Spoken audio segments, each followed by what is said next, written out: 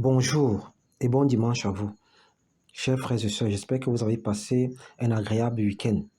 Aujourd'hui, nous allons parler du pouvoir de la langue. C'est le thème c'est ce thème que nous allons développer ce matin. Le pouvoir de la langue. D'ailleurs, le Proverbe 18, le verset 21 déclare: La mort et la vie sont au pouvoir de la langue. La mort et la vie sont au pouvoir de la langue. Quiconque l'aime en mangera les fruits. La plupart du temps, nos paroles sont très puissantes. Elles peuvent blesser, réconforter, élever, rabaisser, détruire et même guérir. Elles peuvent encourager un frère, une sœur dans la détresse, dans des tribulations. On peut l'encourager au travers des belles paroles. Elles peuvent aussi décourager un frère, une sœur et l'envoyer à la perdition, dérouter son chemin. La langue, seule la langue a ce pouvoir. C'est pour cette raison que le Proverbe 12, le verset 22 déclare qu'il ne sort de votre bouche aucune parole mauvaise, mais s'il y a lieu quelques bonnes paroles qui servent à l'édification et communiquent la grâce à ceux qui l'entendent. Le Seigneur nous demande par la parole de prendre le contrôle de notre bouche, de notre langue, ce qui n'est toujours pas évident, ce qui n'est pas facile, surtout lorsqu'on a acculé, surtout lorsqu'on a des démangeaisons. Il y a des gens qui ont des démangeaisons. Leur bouche dérange, leur bouche démange, leur langue démange. Ils ne savent pas se taire, ils ne savent pas contrôler leur bouche. Alors, ça va aller dans tous les sens. Ça va aller dans tous les sens. C'est de là que naissent les médisances, les calomnies, les disputes, les querelles.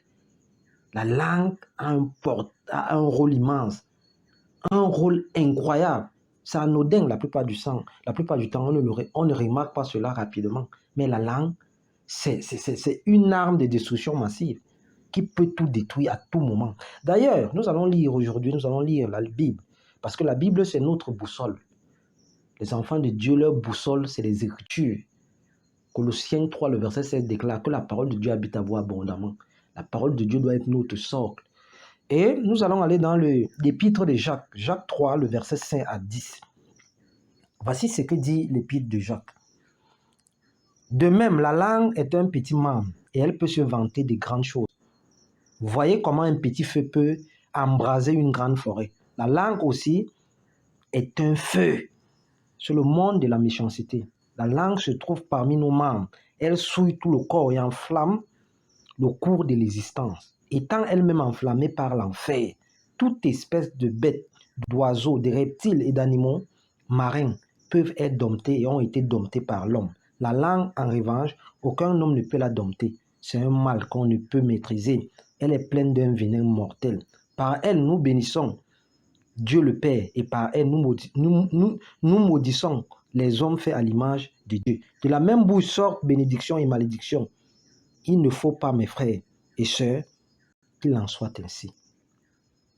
Il ne faut pas, mes frères et sœurs, qu'il en soit ainsi, que de la même bouche nous allons bénir, de la même bouche nous allons médire, de la même bouche nous allons maudire, de la même bouche nous allons calomnier, de la même bouche nous allons adorer le Seigneur.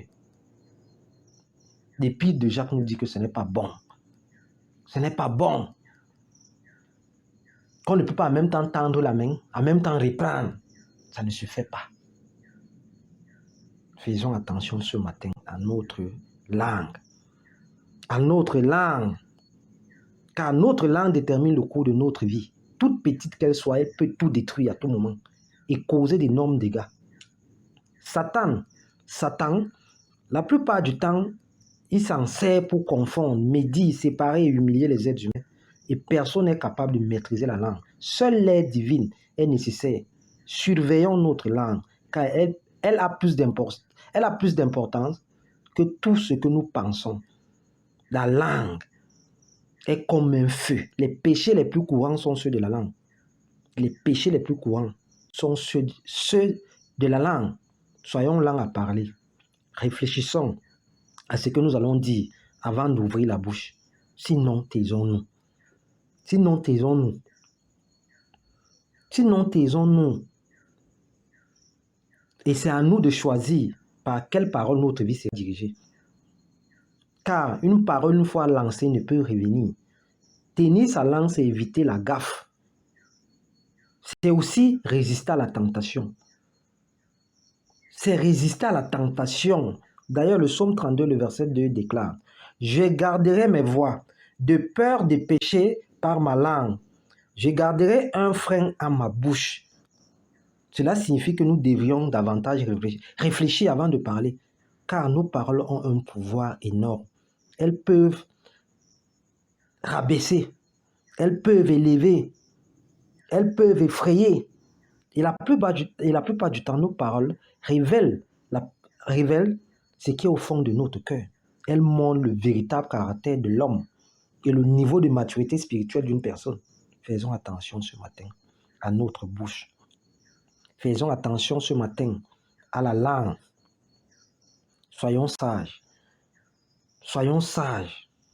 Avant de sortir quelque chose de notre bouche, réfléchissons à 2 fois. Parce que même le maire dit que ce n'est pas ce qui entre en l'homme qui le souille, mais c'est ce qui sort de la bouche de l'homme. C'est ce qui sort de la bouche de l'homme qui le souille, qui le rend impur. Soyons vigilants. Soyons lents à parler avant d'ouvrir la bouche. Car la Bible déclare dans Siracide 19, le verset 6, que celui qui est le bavardage échappe au mal. Celui qui est le bavardage échappe au mal. Ne répète jamais ce que l'on dit et tu ne perdras jamais rien. Ne raconte rien ni d'un ami, ni d'un ennemi, à moins que le silence ne te rende complice. Ne révèle rien, car il pourra t'entendre. Ton ennemi pourra t'entendre, ton ami pourra t'entendre et se méfier de toi. Et le moment venu, il te montrera sa haine. Tu as entendu une affaire, sois un tombeau. Sois tranquille, tu ne risques pas d'éclater. C'est la Bible qui le dit, c'est les Écritures. C'est le Seigneur qui donne les conseils à ses enfants. Que tu as entendu une affaire, sois un tombeau, sois tranquille. Aujourd'hui, nous sommes devenus des reporters sans frontières. Ça veut dire qu'il y a des gens qui sont des reporters. Même ce qu'on lui a dit, il va aller dire, j'ai vu, j'étais là, voici. Alors ne sois pas surpris qu'un matin, c'est un poignard qui met fin à ta vie. Parce que la langue a le pouvoir de détruire. La langue a le pouvoir de te maintenir en vie aussi. La langue peut détruire une carrière, peut désavouer un grand homme, une grande femme. La langue peut le faire. Peut te rabaisser. Mesurons ce qui sort de notre bouche. Sinon, on va connaître la confusion. Sinon, on va connaître la dépression. Sinon, on va s'étonner que du jour au lendemain, les gens commencent à nous fuir à cause de notre langue. La langue a un pouvoir. La langue a un grand pouvoir. C'est une arme de destruction massive, aussi petite qu'elle soit-elle. Parce que quand on observe la langue, parmi nos membres, elle est inexistante, on ne la voit même pas. Mais les plus grands péchés, les péchés les plus constants sont ceux de la langue. Même dans les quartiers, lorsque vous voyez la violence, tout commence par la langue. Toujours la langue. C'est de la langue que le feu va commencer à brûler de gauche à droite. Soyons prudents, soyons sages, soyons intelligents. La langue a un grand pouvoir. Car la Bible dit, si nous pouvons tenir notre langue en bride, nous tiendrons tout notre corps en respect. De tous les membres du corps, la langue est le plus difficile à maîtriser et à contrôler. C'est ça. Celui qui est capable de maîtriser sa langue est certainement capable de contrôler tous les mauvais désirs de son corps. Car une petite calomnie peut diviser une famille, diviser une réunion, diviser une amitié de longue date et apporter un grand conflit entre frères et sœurs. Voilà le pouvoir de la langue. Le pouvoir de la langue ce matin. D'ailleurs, il y a une histoire que nous allons lire ce matin dans le livre de Genèse 39. Genèse 39, il s'agit de l'histoire de Joseph. Joseph est un avatar, Joseph c'est un modèle pour tout enfant de Dieu parce que Joseph a connu les déceptions, les humiliations et à la fin, Joseph a tenu bon par la patience. Parce que le Seigneur voulait que Joseph passe par l'école de la patience. Et au finish, Joseph va devenir un grand homme. C'est pour cette raison que Joseph était un avatar. Mais dans Genèse 39, Joseph est encore sur le parcours de sa destinée. Il va se retrouver dans la maison de Potiphar. Potiphar était son maître. Sauf que Potiphar va établir Joseph, chef de sa maison et de ses biens, car le Seigneur était avec Joseph. Sauf que là-bas, la femme de Potiphar va porter ses yeux sur le jeune Joseph.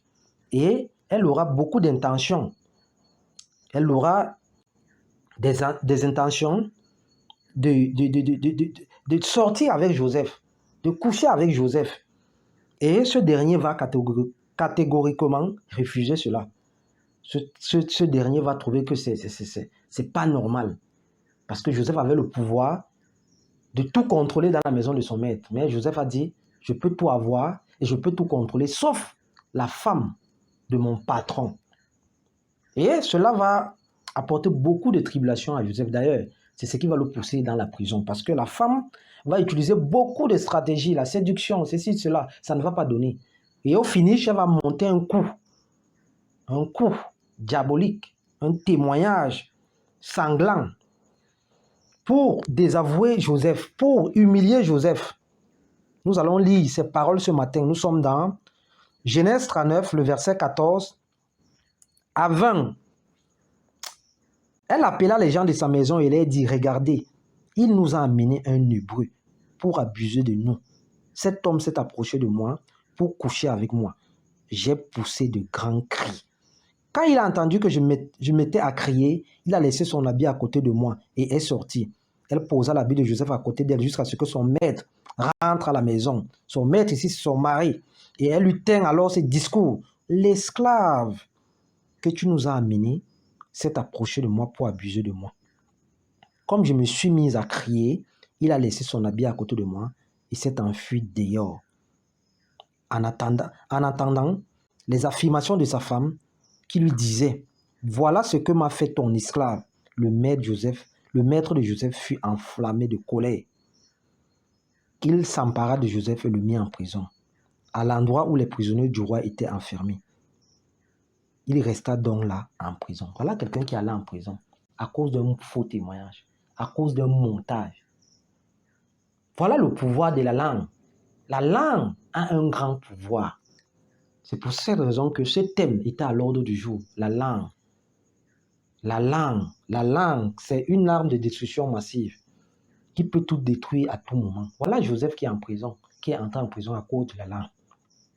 La langue, c'est un feu, un grand feu. Mais maintenant, nous pouvons utiliser ce feu parce que le feu, la plupart du temps, nous aide à préparer, à cuisiner, à bouillir.